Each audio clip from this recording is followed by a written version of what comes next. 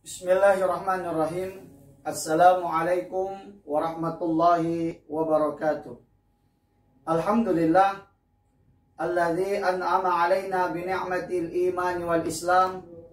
Wassalatu wassalamu ala asyrafil anbiya'i wal mursalin sayyidina wa maulana Muhammadin wa ala alihi wa sahbihi ajma'in, amma ba'd. Hadirin dan hadirat, saudara-saudara yang insya Allah dirahmati oleh Allah Subhanahu wa Ta'ala.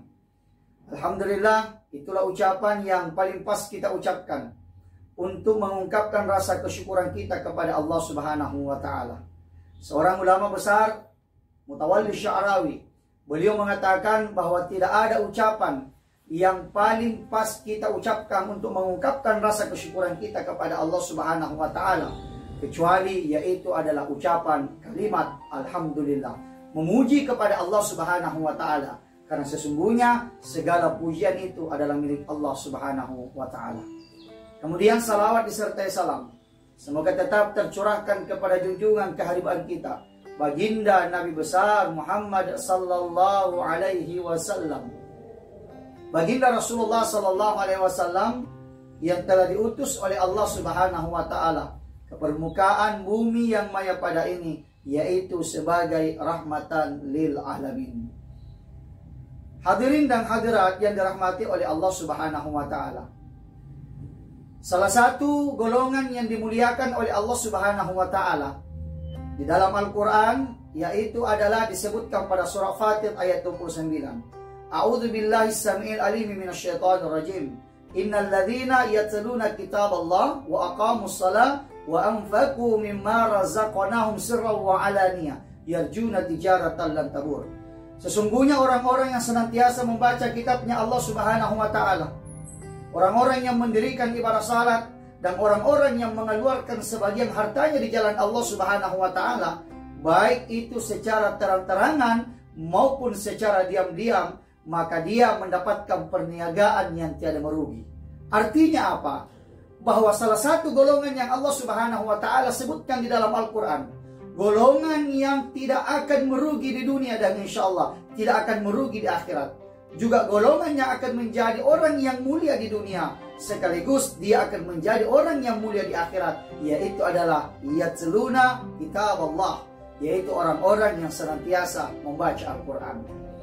Kita ketahui bersama bahwa Al-Quran itu adalah merupakan kalamullah, yaitu adalah firman-Nya Allah Subhanahu wa Ta'ala yang diturunkan oleh Allah Subhanahu wa Ta'ala melalui perantaraan malaikat Jibril secara beransur-ansur, kemudian disampaikan kepada baginda Nabi besar Muhammad sallallahu alaihi wasallam.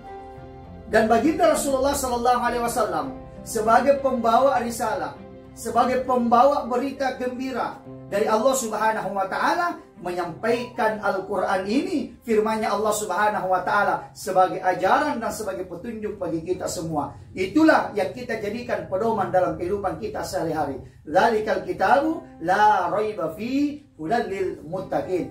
Bahwa Al-Quran itu adalah merupakan kitab yang tidak ada keraguan di dalamnya, petunjuk bagi orang-orang yang bertakwa. Al-Quran diturunkan oleh Allah Subhanahu wa Ta'ala ke permukaan bumi ini adalah merupakan salah satu cara bagaimana hambanya Allah Subhanahu wa Ta'ala menjadi orang yang mulia. Karena Al-Quran itu adalah sesuatu yang sangat mulia. Al-Quran itu adalah firman-Nya Allah Subhanahu wa Ta'ala yang sangat mulia.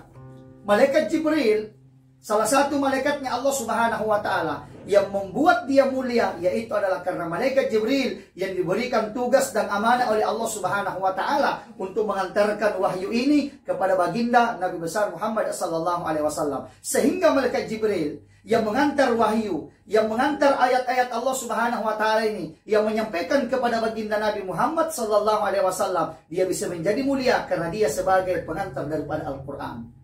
Kemudian yang kedua, baginda Nabi sallallahu alaihi wasallam, yaitu adalah Nabi akhir zaman, Nabinya Allah Subhanahu wa Ta'ala, salah satu yang membuat mulia baginda Nabi sallallahu alaihi wasallam, karena Nabi sallallahu alaihi wasallam itu diturunkan dan diberikan amanah oleh Allah Subhanahu wa Ta'ala, yaitu adalah Al-Quran. Jadi baginda Nabi bisa menjadi mulia salah satunya, yaitu adalah karena Al-Quran.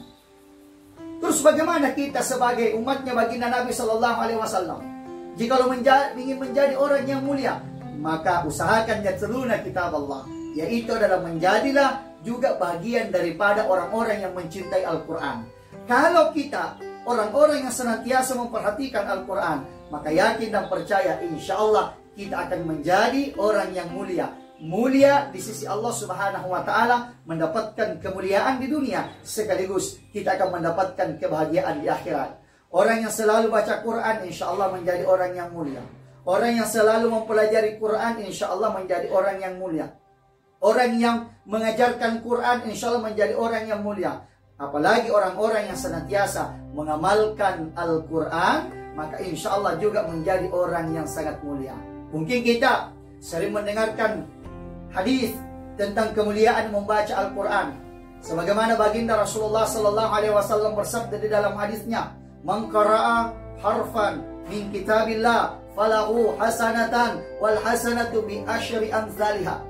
Siapa yang membaca satu huruf dari Al-Quran, kata baginda Nabi Sallallahu Alaihi Wasallam, maka Allah Subhanahu Wa Taala memberikan kepadanya satu kebaikan. Wal hasanatu bi asyri amsalihha. Setiap satu kebaikan yang Allah Subhanahu Wa Taala berikan kepada kita dari setiap satu huruf yang kita baca dari Al-Quran, maka insya Allah bernilai dan berbobot sebanyak 10 pahala. Itu artinya apa? Bahwa setiap satu huruf yang kita baca dari Al-Quran, maka insya Allah Allah memberikan 10 pahala kepada kita semua. Bagaimana ketika kita membaca 2 huruf, maka Allah memberikan 20 pahala. Bagaimana ketika kita membaca 3 huruf, maka Allah memberikan 30 pahala. Dan begitulah seterusnya. Semakin banyak kita membaca huruf-huruf yang berada di dalam Al-Quran, maka insya Allah Allah Subhanahu Wa Taala semakin banyak memberikan pahala kepada kita. Salah satu contohnya ketika kita membaca alif, lam, mim. Ya, Allah Subhanahu Wa Taala tidak mengatakan alif lam mim itu adalah satu huruf, tidak. Akan tetapi alif lam mim itu adalah 3 huruf. Yang pertama huruf alif, yang kedua huruf lam, yang ketiga adalah huruf mim. Maka disatukan menjadi kata alif lam mim. Alif insya Allah mendapatkan 10 pahala, lam mendapatkan 10 pahala, mim mendapatkan 10 pahala. Ketika membaca alif lam mim, maka insya Allah mendapatkan 30 pahala. Terus bagaimana ketika kita membaca ayat-ayat selanjutnya?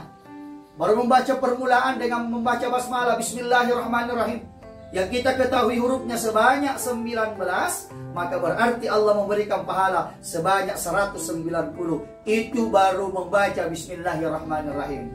Apalagi ketika kita menyempatkan kita punya waktu untuk senantiasa bersanding dengan Al-Quran, untuk senantiasa membaca Al-Quran, yang mana kita jadikan Al-Quran ini sebagai pedoman dalam kehidupan kita sehari-hari. Ini yang pertama. Yang kedua, Al-Quran itu diturunkan oleh Allah Subhanahu Wa Taala. Sebagaimana tadi ayat yang saya sampaikan, yaitu adalah sebagai hudan, sebagai petunjuk kepada siapa? Kepada orang-orang yang bertakwa. Terus kenapa Allah Subhanahu Wa Taala tidak mengatakan bahwa petunjuk bagi orang-orang Islam, petunjuk bagi orang-orang muslim dan muslimin dan muslimat? Kenapa Allah tidak mengatakan demikian? Ya, kenapa mengatakan di dalam Al-Quran hudal lil muttaqin, petunjuk bagi orang-orang yang bertakwa? Maksudnya artinya bahwa ketika Al-Quran itu kita sudah jadikan sebagai petunjuk, maka insya Allah kita sudah menjadi orang-orang yang bertakwa di sisi Allah Subhanahu Wa Taala. Takwa adalah merupakan predikat yang tinggi dari Allah Subhanahu Wa Taala. Dan ketika kita sudah mendapatkan predikat takwa dari Allah Subhanahu Wa Taala, maka insya Allah kita sudah lebih dekat kepada Allah Subhanahu Wa Taala. Hadirin dan hadirat yang dirahmati oleh Allah Subhanahu Wa Taala, saya teringat salah satu daripada hadis Nabi Sallallahu Alaihi Wasallam. Ketika baginda Nabi Sallallahu Alaihi Wasallam bersabda di dalam hadisnya tentang perintah membaca Al-Quran, apa yang disabdakan oleh baginda Nabi? Iqra'ul Quran, kata Nabi. Baca Al-Quran, kata baginda Rasulullah Sallallahu Alaihi Wasallam. Baca Al-Quran, kata Nabi. Iqra'ul Quran fa innahu ya'ti yaumal qiyamati syafi'an li ashabi. Bacalah Al-Quran, kata baginda Nabi Sallallahu Alaihi Wasallam, karena sesungguhnya Al-Quran itu akan datang pada hari kiamat. Ya, untuk apa Al-Quran datang pada hari kiamat? Syafi'an, yaitu untuk memberikan syafaat. Yang menjadi pertanyaan bagi kita semua, Al-Quran ini diberikan syafaat kepada siapa? Apakah kepada semua umatnya baginda Nabi Sallallahu Alaihi Wasallam? Atau apakah hanya sebahagian daripada umatnya Nabi Sallallahu Alaihi Wasallam? Maka lanjutan hadis ini mengatakan syafi'an li ashabi, yang diberikan syafaat, yang diberikan suatu cahaya nanti ketika pada hari akhir, yaitu adalah hanyalah kepada li ashabi, kepada para sahabat-sahabat Al-Quran. Ternyata bahwa Al-Quran itu mempunyai sahabat, Al-Quran itu mempunyai kawan. Siapa sahabat daripada Al-Quran itu? Ya, orang-orang yang senantiasa mendekatkan dirinya kepada Quran. Mulai daripada pengenalan huruf hijaiyahnya. Kemudian yang kedua yaitu adalah mengenal dan mengetahui makharijul hurufnya. Kemudian yang ketiga yaitu adalah orang-orang yang senantiasa membaca Al-Quran dalam setiap hari. Orang-orang yang mengamalkan Quran, yang mengajarkan Quran, ya, dan sebagainya. Orang-orang yang mengkaji Quran. Dan masih banyak lagi yang harus kita dalami tentang Al-Quran. Itulah sahabat daripada Al-Quran. Al-Quran hujjatul laka au alaika. Bahwa Al-Quran itu adalah kawan, adalah sahabat bagi kita. Dan ternyata Al-Quran juga mempunyai musuh. Siapa musuh daripada Al-Quran? Yaitu orang-orang yang sama sekali tidak memperhatikan Quran. Membaca juga tidak, mengamalkan juga tidak. Dan apa yang disampaikan oleh Allah dalam Al-Quran, itu semuanya dilanggar. Ingat, ada salah satu ayat Allah Subhanahu wa Ta'ala yang menjadi ancaman bagi kita ketika kita mendustakan ayat-ayat Allah Subhanahu wa Ta'ala, yang menjadi ancaman bagi kita ketika kita sombong terhadap Al-Quran. Apa yang dikatakan oleh Allah Subhanahu wa Ta'ala di dalam firman-Nya, innal ladzina kadzdzabu bi ayatina wastakbaru anha. Sesungguhnya orang-orang yang mendustakan ayat-ayat Allah Subhanahu wa Ta'ala, wastakbaru anha, dan orang-orang yang sombong terhadap Al-Quran, orang-orang yang sombong terhadap ayat-ayat, kata Allah Subhanahu wa Ta'ala, la tufatta lahum abwabus sama. Maka ketika dia nanti meninggal dunia, tidak dibukakan pintu langit baginya, tidak ada rahmat bagi orang tersebut. La tufatta lahum abwabus sama wala yadkhulunal jannata. Dan ingat, bukan hanya tidak dibukakan pintu langit baginya, akan tetapi juga tidak akan masuk ke dalam surganya Allah Subhanahu wa Ta'ala. Wala yadkhulunal jannata hatta yalijal jamalu fi sammil khiyat. Ada syarat yang Allah Subhanahu wa Ta'ala berikan kepada orang-orang yang mendustakan ayatnya Allah, kepada orang yang sombong terhadap ayatnya Allah. Bisa dia dibukakan pintu langit, bisa dia masuk ke dalam surga, tapi ada syarat yang Allah Subhanahu wa Ta'ala berikan kepadanya. Apa syaratnya? Hatta yalijal jamalu fi sammil khiyat. Syaratnya yaitu adalah apabila onta bisa masuk ke dalam lubang jarum. Itu syarat yang Allah Subhanahu wa Ta'ala berikan kepada orang-orang yang mendustakan ayatnya Allah ketika ia masuk ke dalam surganya.